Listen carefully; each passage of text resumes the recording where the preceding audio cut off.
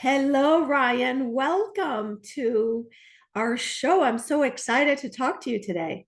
Thank you. It's good to be here. Well, we're going to get right into it. We don't want to waste any time. So I just want to start out by asking you to tell us a little bit about yourself and about your entrepreneurship journey. Yeah, I would love to. In fact, it's one of my favorite stories. So currently I own a company called J10 Holdings. We're a multinational consulting firm that helps companies develop, grow, and scale their sales operations. My career over the last 30 years has revolved um, almost entirely around sales. And over that time, we've had a chance to learn the skill and develop some assets. And then we go out into the world and solve a need that the most companies struggle to solve. Wow. So talk about that a little bit. What are some of the can you give us some stories and some examples of companies you've helped? Yeah, for sure. In fact, when I was younger, I heard a quote, and I'll probably ruin the quote, but it said, if you really want to make an impact in the world of business, find something that nobody else wants to do, and then develop that. And what I found over the years is that the word sales or a salesperson or a sales department, it really had a negative connotation. It really had this stigma. If somebody, nobody went home, and I said this in my book, nobody goes home after landing a staff level sales job and brags to their parents that, oh, I'm going to be a telemarketer or I'm going to be in sales. It's just always had not that great of a reputation. And I found myself doing very well with it. And I found myself designing assets and platforms that help people grow their sales departments. I can take somebody from thinking that sales is a dirty word to being very comfortable in sales. In fact, at our company, we have a saying that says, we can teach you how to sell anything and still sleep at night. So yeah, we took that message out into the world, and in business, there was a lot of companies that either needed development in their sales teams and to do it the right way, or there were companies that just didn't want to do it at all.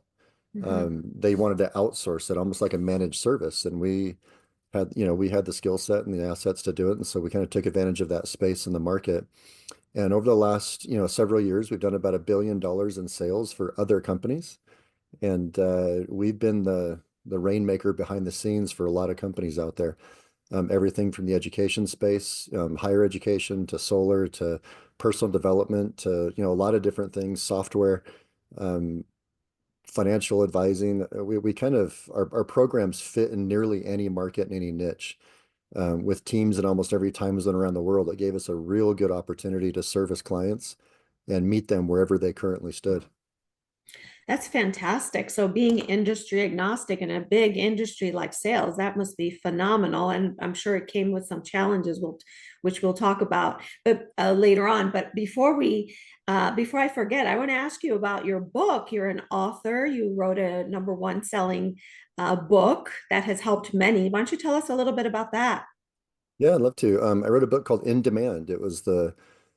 It's a training guide for somebody who is trying to find a niche, find something to do for a living. It's a training guide for somebody who's just getting into the sales arena. I not only came up through traditional higher education, but I also worked in the higher education space, and I built a very healthy respect for higher education. But I also saw some of its flaws. I saw some of the communities and the people out there that are being underserved. Mm. I'm not talking about doctors or lawyers or somebody who gets a degree in a specific discipline that leads to licensure and a career. But mostly I'm talking about the statistic that 50% of the people that get a bachelor's degree in the United States do not currently work in the field that they studied. There's a real, discrepancy in the earnings as it relates to education in our country right now. The average income of a bachelor's degree holder right now is just right around $60,000 a year. That would not even qualify you for the median price of a home in our country right now. And so there is this balance. We were always taught as kids that higher education was the ticket to the good life. It was the golden ticket, get a degree and get a job. In my generation, that's what we were taught is get a degree and get a job. And again, I'm not destroying the education community. I'm just saying that I think that there's a balance. And what I found is that there's a very large population of people out there where college wasn't a good option for them. Mhm, College wasn't the path that was going to serve what they needed most.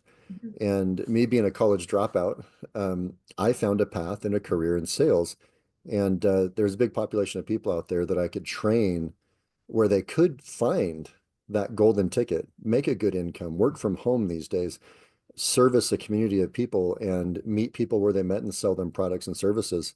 So the book In Demand was mainly designed for people that felt like they were underserved in the education community, felt mhm. like they were looking for opportunity for income without going into a trade or going into, something in hospitality or something like that. People that wanted to earn really good livings, make a good income.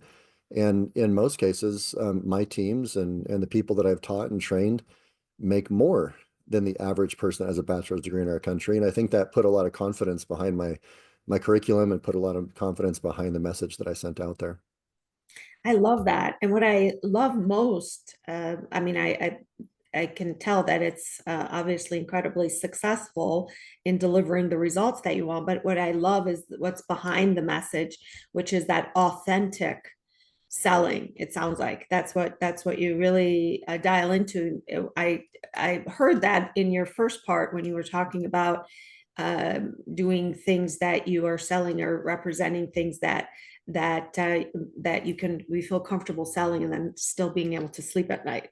Yeah, it's important. The buyer these days, and I tell people this all the time, especially my teams, the buyer these days is more sophisticated and more educated than ever before in the history of our economy.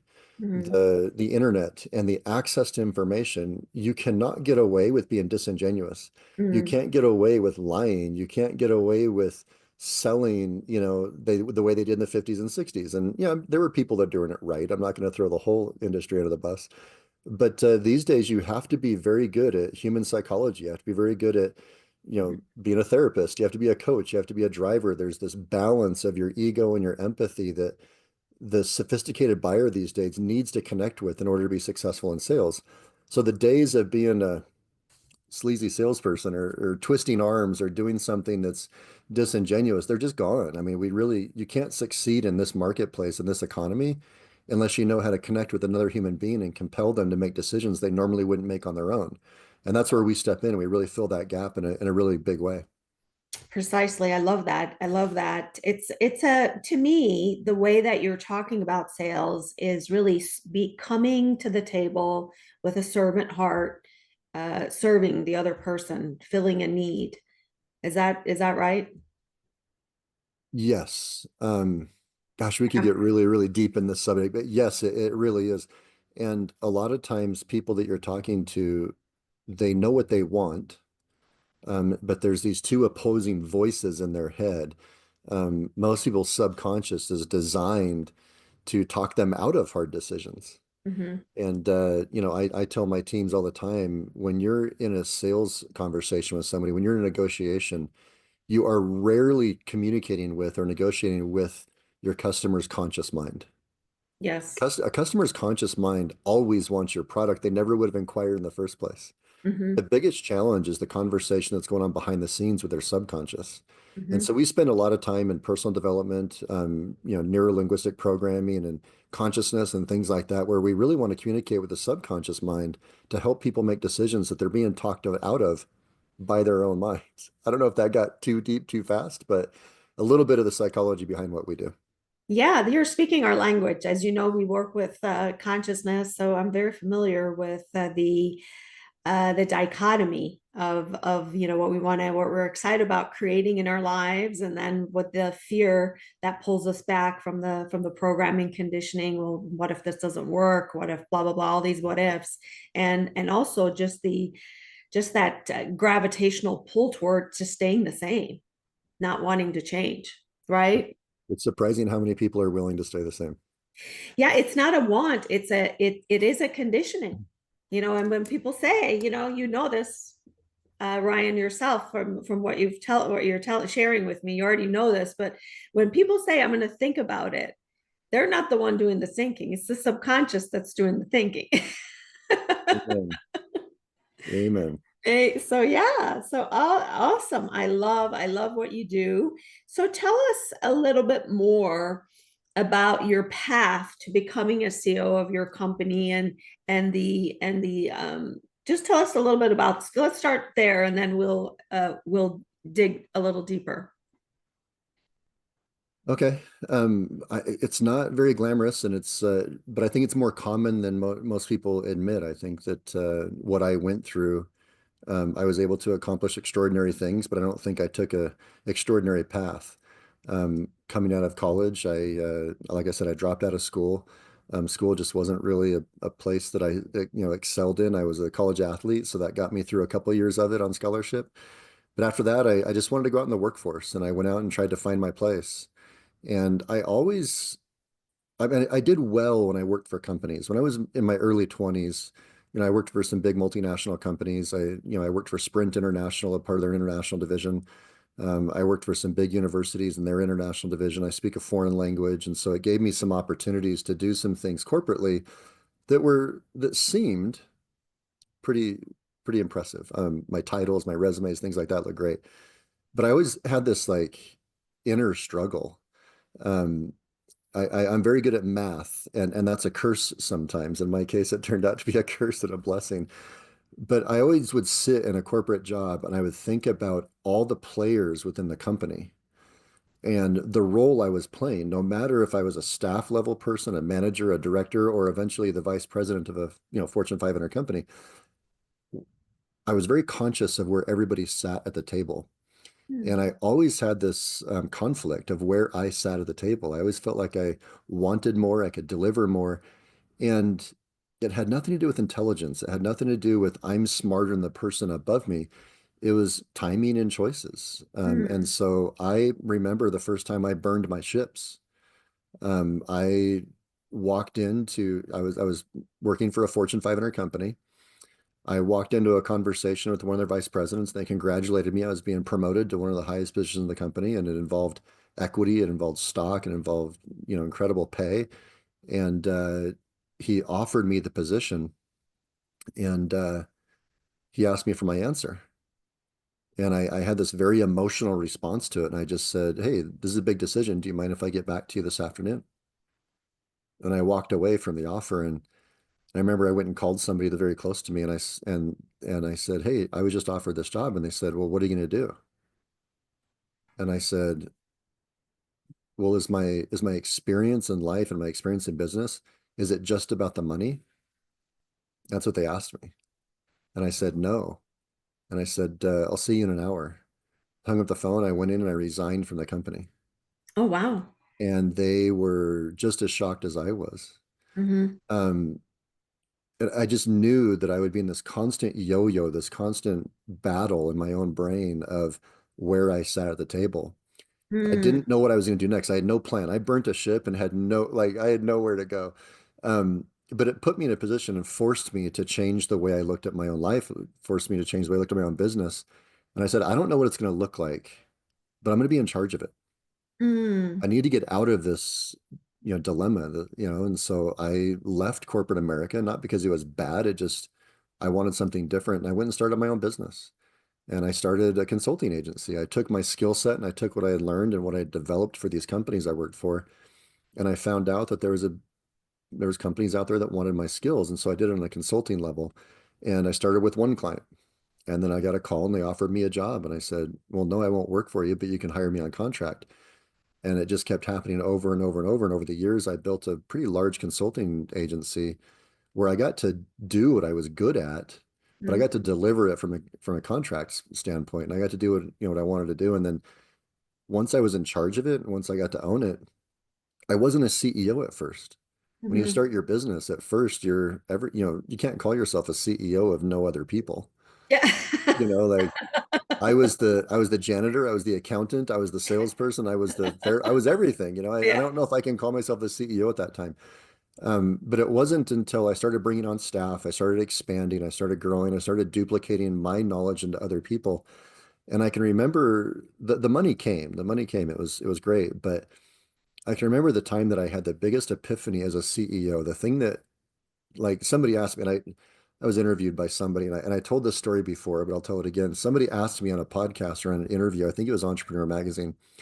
They said, "How did you know when you made it?" Hmm.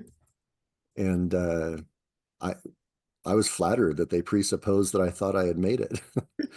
But and I paused. It really took me back, and I said, "Well, if I've made it, and not quite sure I'm there yet, but if I've made it, I can remember at the end of the year in 2021, we were doing end of the year bonuses. We were putting together some money for some of our overseas teams that were just involved in a storm that devastated some of their communities. And I asked my staff to produce a report of how much money we had paid in staff and commissions and bonuses, like through the whole year. I wanted to know what we had paid out to people that worked for us.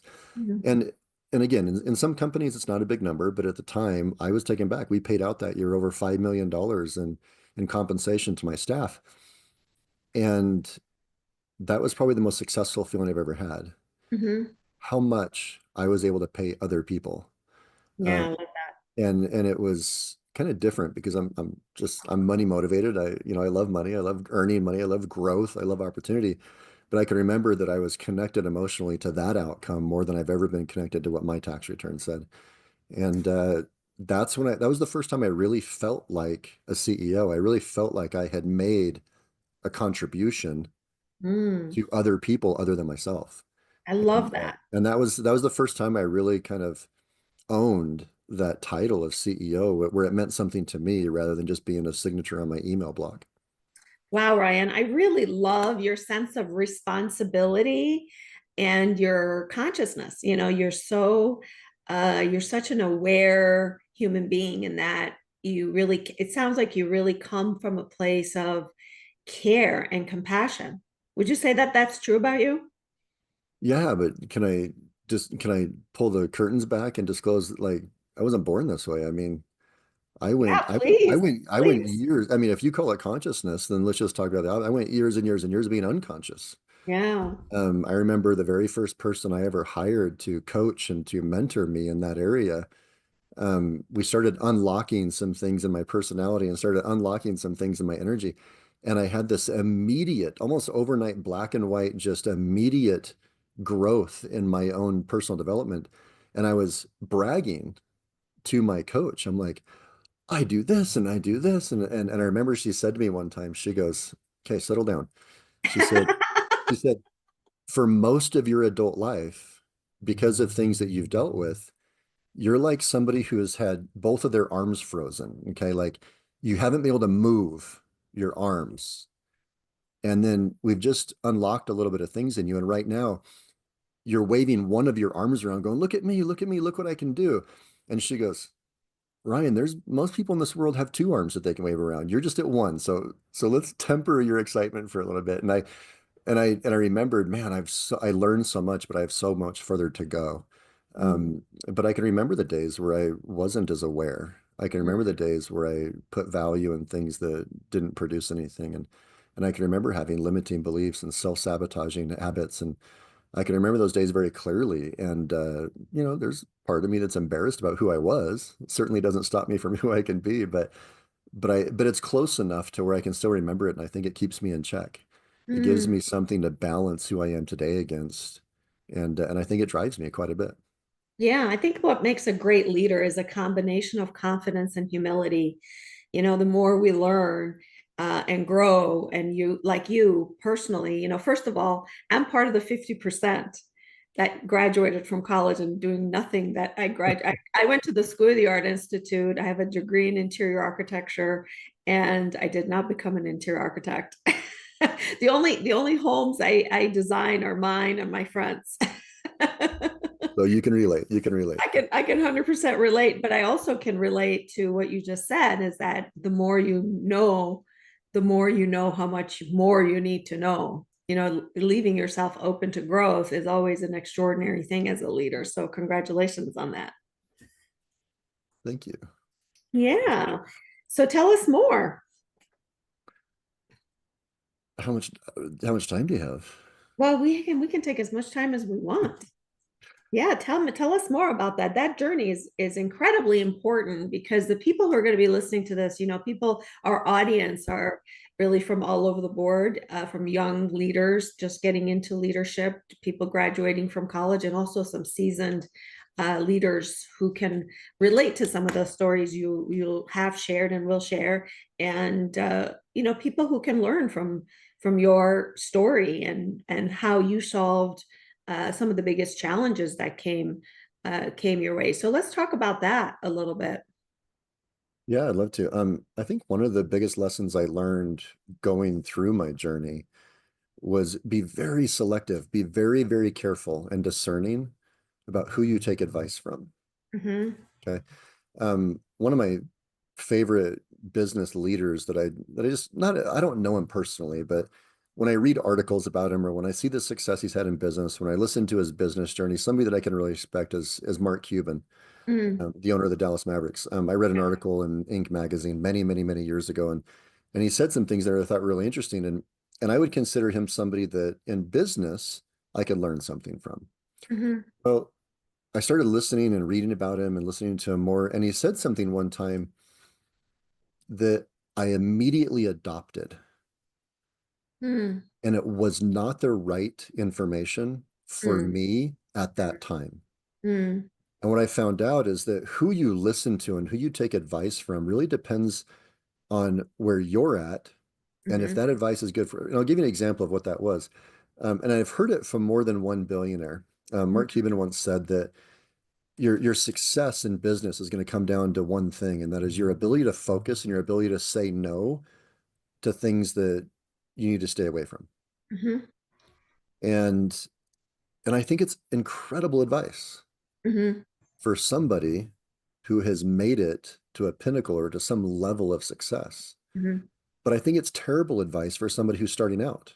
I think Mm-hmm. it's terrible advice for somebody who is poor or broke or whatever term you want to label it with. I think it's terrible advice for somebody who's trying to grow and develop.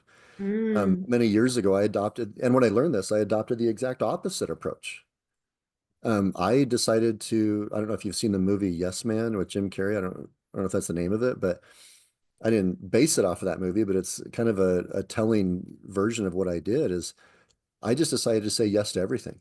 And I had this philosophy that when I'm young, when I'm inexperienced, when I'm not earning what I need to earn, when I don't have the opportunities in front of me in life and in business, Mark Cuban also said, you only have to get it right one time. Mm-hmm. Because if you get it right one time and it's big enough, that's all it takes. Yep. Well, if you tried 100 things and you only have to get it right one time, you're going to fail or not going to get the result you want 99% of the time. Mm-hmm.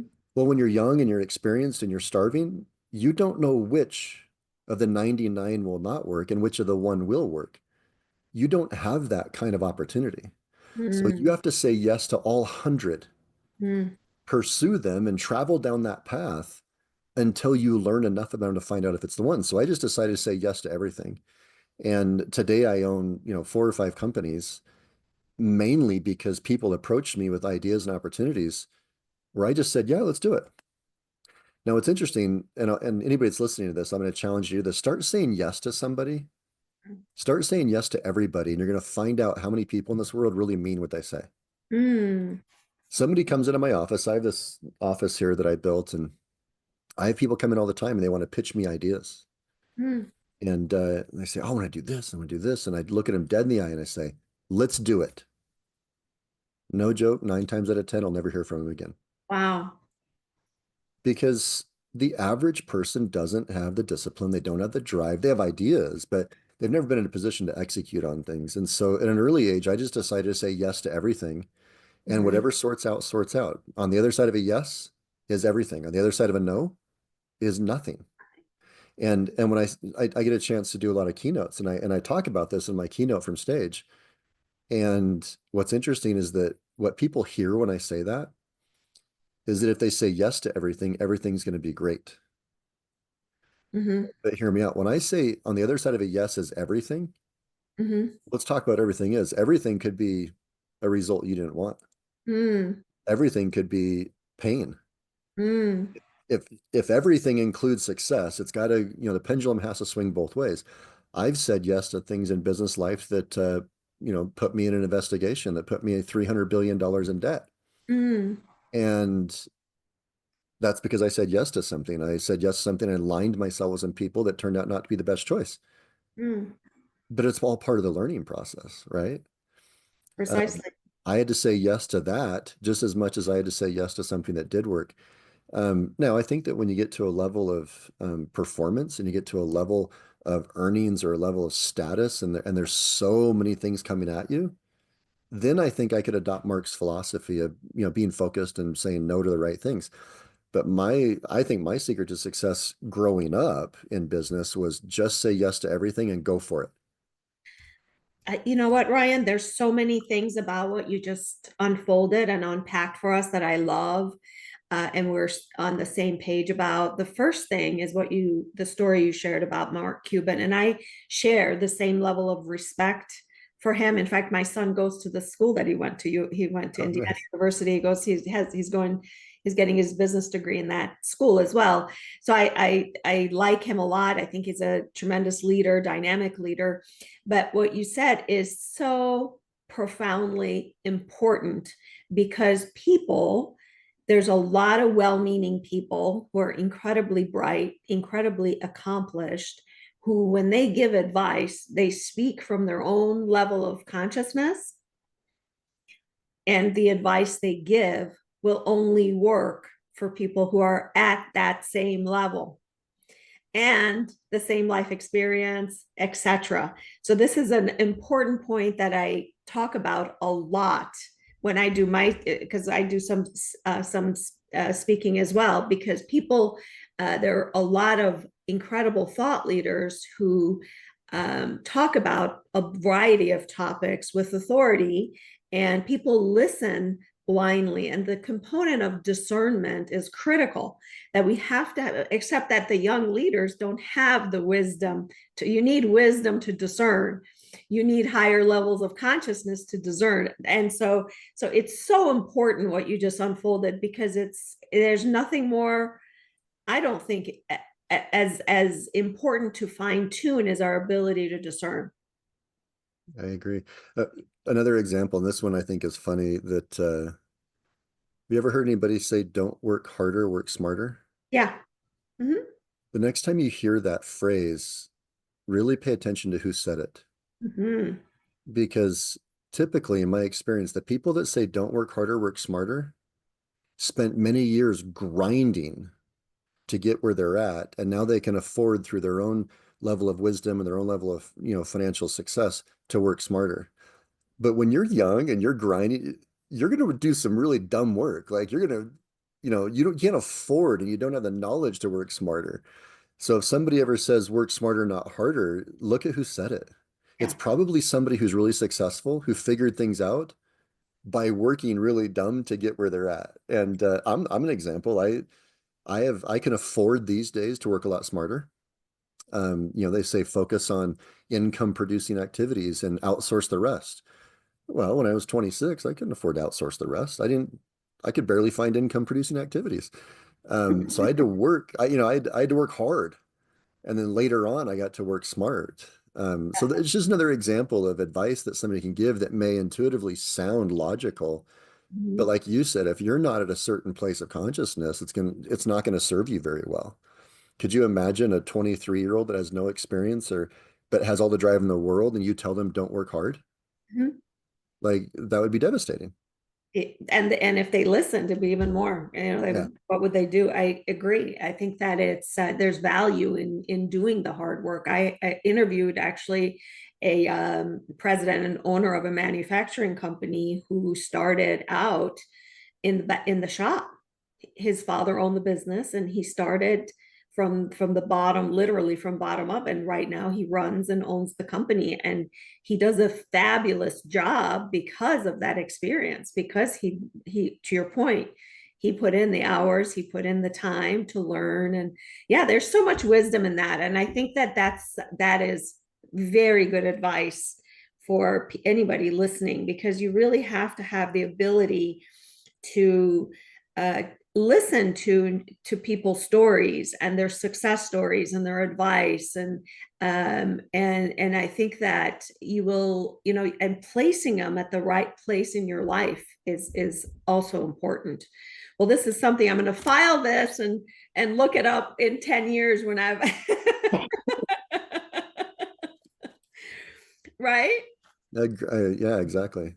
Yeah. So you started to talk about some of your, tell us about some of your learning experiences as an employer and in running a business.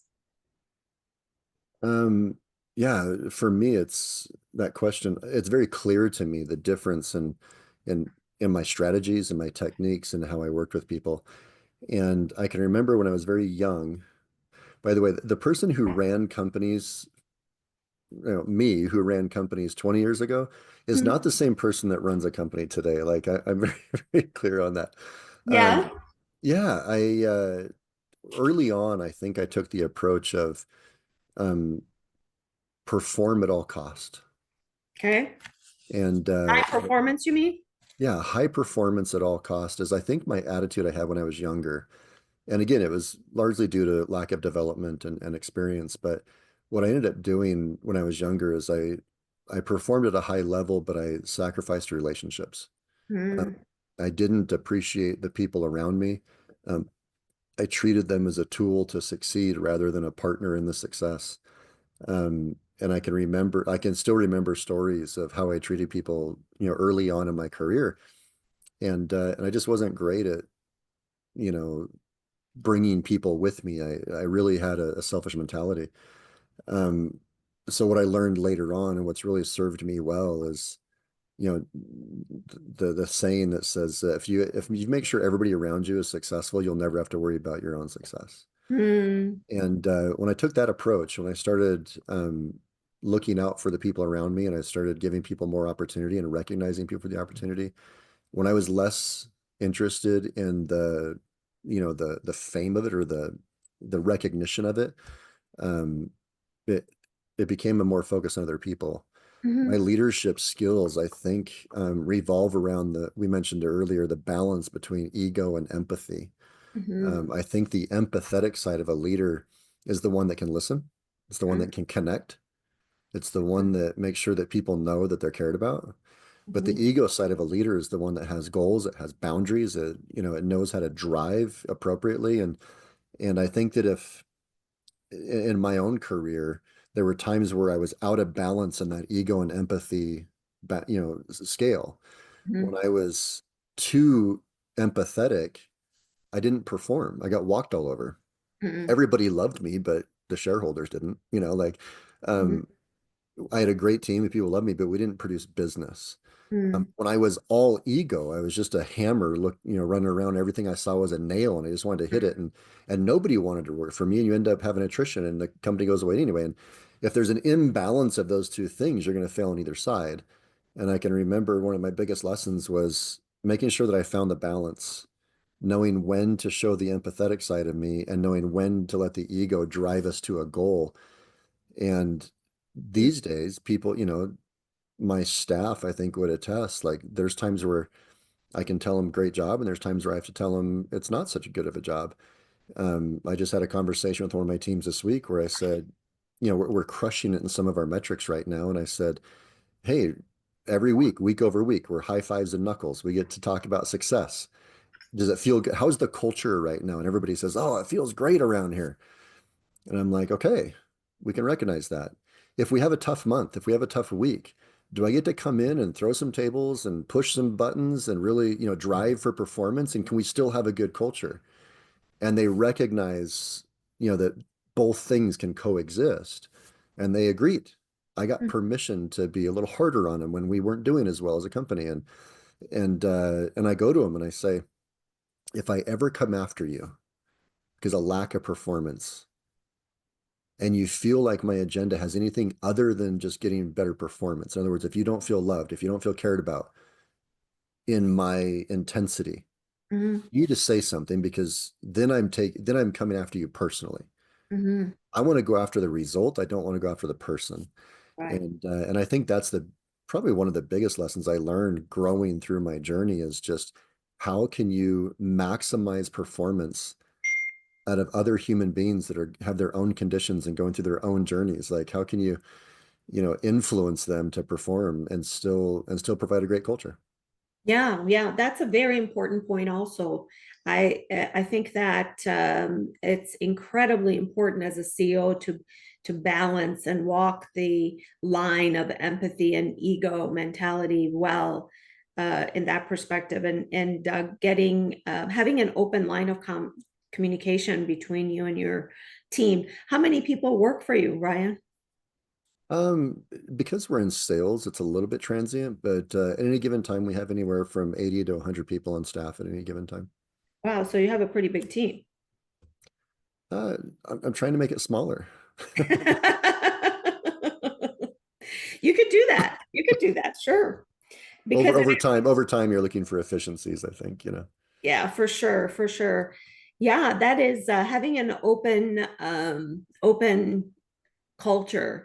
A lot of people call it transparency, but I really think that it's important to distinct. Words are important, and openness I think is really important when it comes to getting the best out of people, because they know that you love and care for them, but there's a certain level of expectation, and yeah, and that has, when you align everybody on the in the company to the same level of consciousness, that becomes a natural outcome, which is wonderful to see.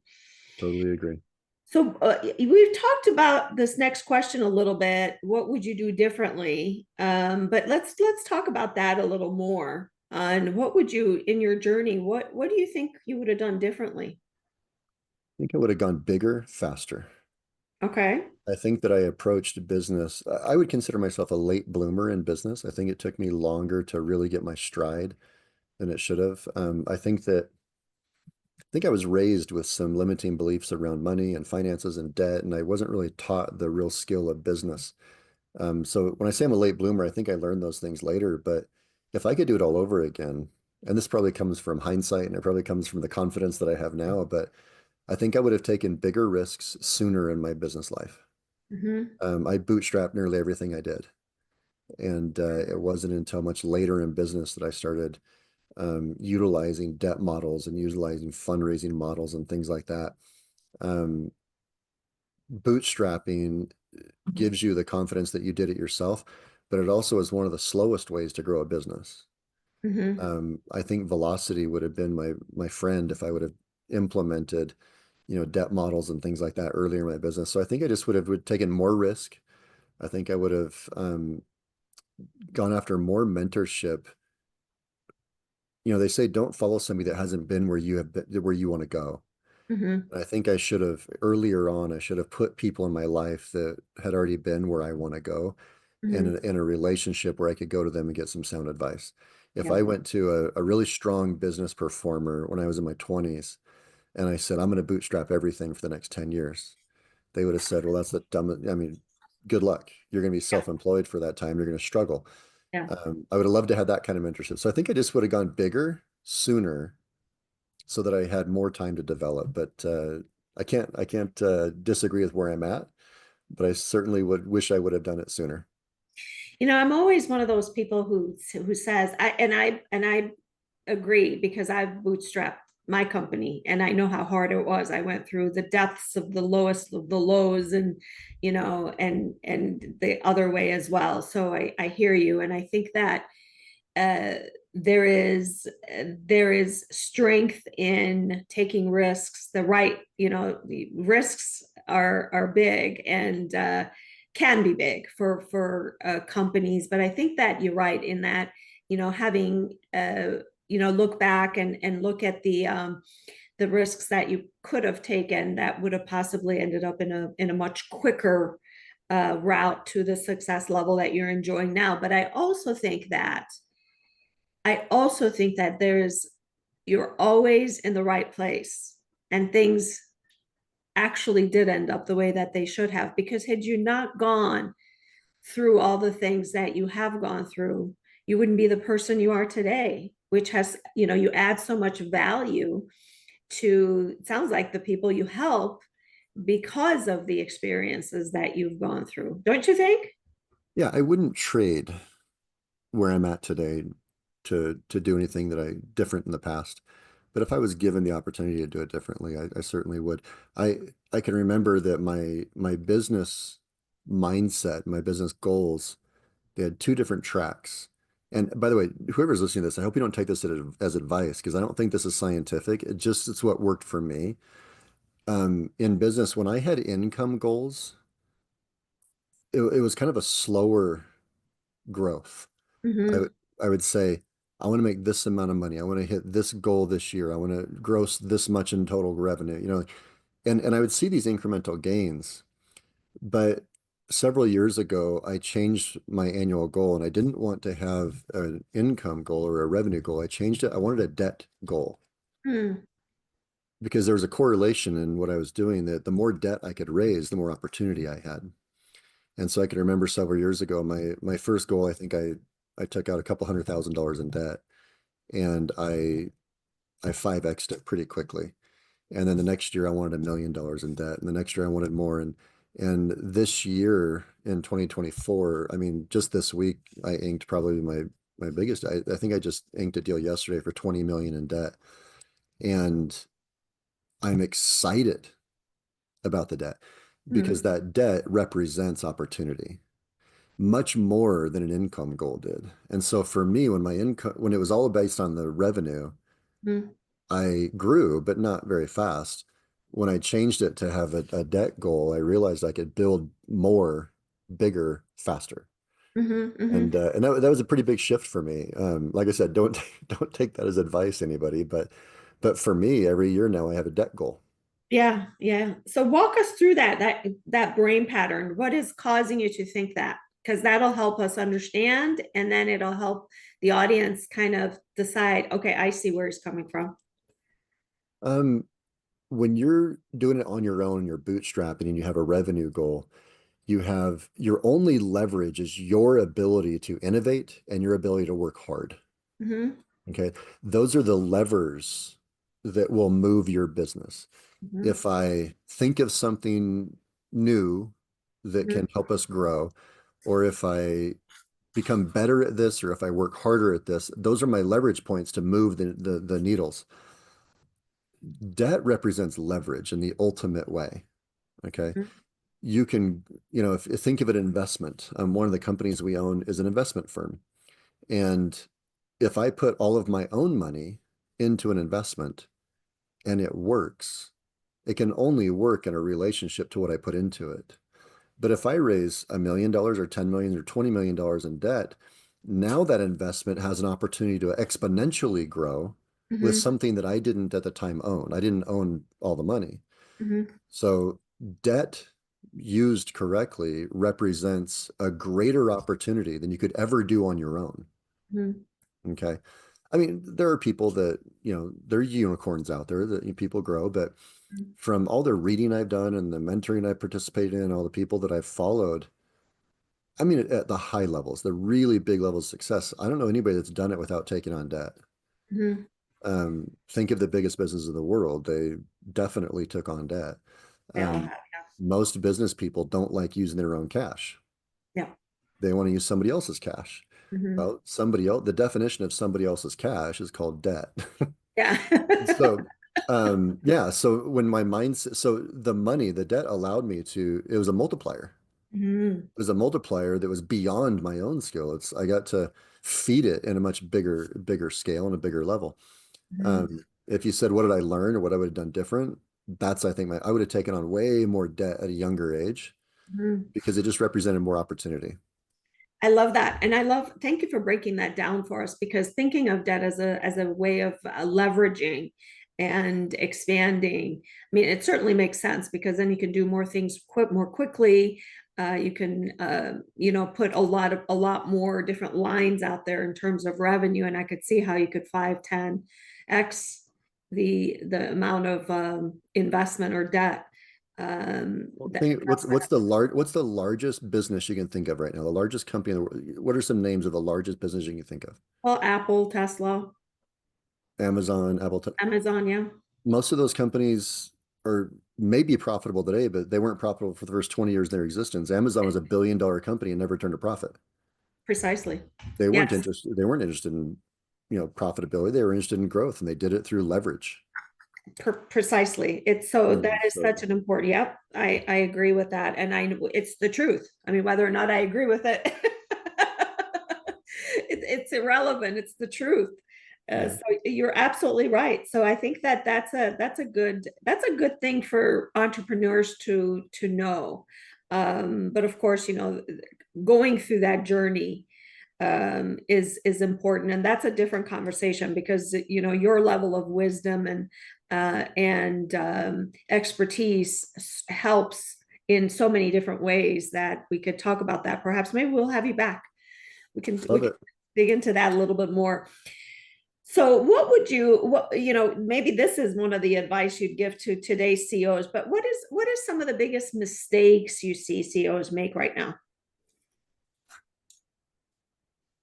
Ah, Um, Besides this debt, not getting financing or funding early enough. well, well, let me be clear. Not getting debt, not getting financing. That's not a mistake, by the way. It's just a choice on how fast you want to accelerate your business. If somebody came to me and said, "I don't believe in debt and I don't want to take on debt," I would support them. I'd say, "Great." Then you're going to have a reciprocal type of outcome, and it doesn't mean you made a mistake. I'm an example. I was a late bloomer. My business didn't really scale until I learned that principle. I didn't make a mistake earlier. I just did it slower. What do I see CEOs that could improve or do better? Gosh, there's so many good examples of CEOs in our marketplace these days. I think that the people that I know of that really struggle as a CEO is they don't understand their core function. Okay. A lot of CEOs try to do too much. A long time ago, I heard a quote that said, if you want something done right, don't do it yourself. Hire an expert. Okay. There's a lot Mhm, of CEOs that spread themselves so thin and they don't do what their job title is. mhm, My belief that a CEO's job is to provide vision to the company, to build a great team, and be the public voice of the company. I think mhm, those are the three core functions of a CEO. mhm, To be the voice to the public. So whether it's shareholders or customer base, the CEO needs to be the face. It needs to be the voice that is public facing, that is customer facing, mhm, that people believe in. I think the mhm, CEO's job is to build a world-class team.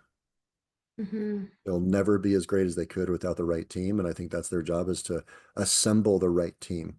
mhm, And then thirdly would be the internal voice. Okay. It's the CEO's job to perpetuate the vision of the company to the internal team, to the staff. mhm, If I believe those are the three key markers of a CEO, or the three key responsibilities, the mistake I would see is if somebody's trying to do more than those three things. mhm, mhm, If you're in the weeds, running the machine and pulling the levers, mhm, sacrificing not doing one of the three things that I just mentioned. mhm, One of my favorite things to do, because of my sales background, one of my favorite things to do as a CEO was to train our sales teams. That was a terrible use of my time. I enjoyed it, but I mhm, should have the ability to bring on a team that could do that at the same level I could and allow me to do other functions. Um, mhm, I don't know if it was pride or what, but I used to love to get on the phone and sell. mhm, Like, mhm, as the CEO, I would love to get on the phone and like sell product mhm, because it kept me fresh. It kept me sharp. I enjoyed it. I wanted to be connected to the customer in that way. Probably not the best use of my time. I could have been focusing on vision. I could have been focusing on building a team, but um, I'm not going to, reprimand myself for it. But if you spend a lot of time doing things that sacrifice being the voice, being the internal vision maker, and being the team builder, you're going to suffer in those three areas, and you won't have the public image you want. You're not going to have the internal culture you want, and you're not going to have the team that you want. mhm. I would say focus on those three things and fill in the blanks with good talent behind you, and you have a really good chance. I love that. Thank you. I love your spirit and your vigor. It's so refreshing to see. And I just feel like there's so much more to come from you. So let's talk about the future a little bit, shall we? Absolutely. Yeah. So what are your greatest ambitions for your company, for your companies? Um, well, one of my favorite things in business is, so this happens quite a bit, and my internal leadership team will come to me from time to time and they'll say, "Hey, so and so is quitting." And I'll say, "Oh, where are they going?" They're going to say, "You know what? I think they're going to go out and start their own agency. I think they're going to go compete with us. We should block them, or we should, stop them from doing that." And I always say, "No, no, no, no, no, no. Let them go." And they're really shocked by that. And and part of the reason why I feel that we should let everybody go explore their own opportunities, even if it's in competition with us, for two things. I want the people that work for me to realize that they have the ultimate opportunity. They have the same opportunities in this world that I did. If somebody would have blocked me from leaving them and going to start my own thing, I wouldn't be where I'm at today. And I don't want to do that to somebody else. Okay. The second thing is, if one of my staff members could leave me, start another agency and compete with me and put me out of business or take market share, they deserve it. It just means I'm not good enough. So I used to tell my team, like, don't block them, go outperform them. Like, go be so good at what we do that nobody could take our customers. Yep. Go be so good at what we do that nobody can recruit or poach our staff. Let Yep. them go do their thing. If they take anything from us, I have never had one of my staff sign a non-compete. Mm-hmm. If they're good enough to take something of mine, then Mm-hmm. I'm not doing it well enough. Yep. And gosh, I don't even know what the question was, but I think the future, I think it was building up the future of my companies. I would like to see eventually I will have this success that I'm not going to be as competitive, towards growth. I would like to see somebody within my company either take over or go out and compete with me and put me out of business. I think it'd be a huge compliment to somebody that was once in my culture, took what they learned and went and competed with me at such a high level that they took market share away from me and put me out of business. Um, I'm not I'm not the kind of person, I'm very, very clear about this. You see Jeff Bezos or you see Elon Musk. These guys have more money than they can print, Mm-hmm. at least on paper, right? But yet they're still grinding. Mm-hmm. I'm not that person. Mm-hmm. I have so many more things I want to do in my life that revolve around fulfillment and joy and happiness and exploration and adventure that my ultimate goal is exit. Mm-hmm. I I'm very clear that my business practices are not noble enough to make me give up family time or give up personal adventure time to run them. Yeah. I'm not saving the world. I'm not saving whales. I'm not bringing world peace. I'm selling product. Mm-hmm. It, I'm good at it, but but I'm not so passionate about it that I'm going to, sacrifice other things I want in life to pursue it. So at this point, at this stage, I'm really excited about being put out of business by a Mm. competitor, by one of my staff members, somebody buying me out, somebody taking over. It would be the biggest compliment. I'll be Mm. fine financially. I don't need the title and I don't need the attention in the business community once I've hit a certain level. I'm just not that guy. Yeah, so your heart is pulling you for more. So I love that. I love that, by the way. So you talked about so many things that I want to ask you about, but let's talk about fulfillment. Fulfillment in terms of your soul. It seems like your soul is talk whispering to you, Ryan, there's something more out there. What is that? What is that? There's something more. What is that? In life, Yeah. oh, I visited most of this world, but I haven't seen it all. Um, I this is going to get corny, but it's real. My oldest son just gave me my first grandbaby, Mm. and we got to spend the weekend with my granddaughter. She's 5 or 6 months old, and I could sit and hold her and squeeze her all weekend. Like I can't get enough of her, right? Um, we have a large family. I have lots of kids, and my family is going to grow exponentially as they get older, Yeah. as weddings happen, as grandchildren happen. I want to have a greater influence inside of my own family, inside of my own community than I do inside of my own business.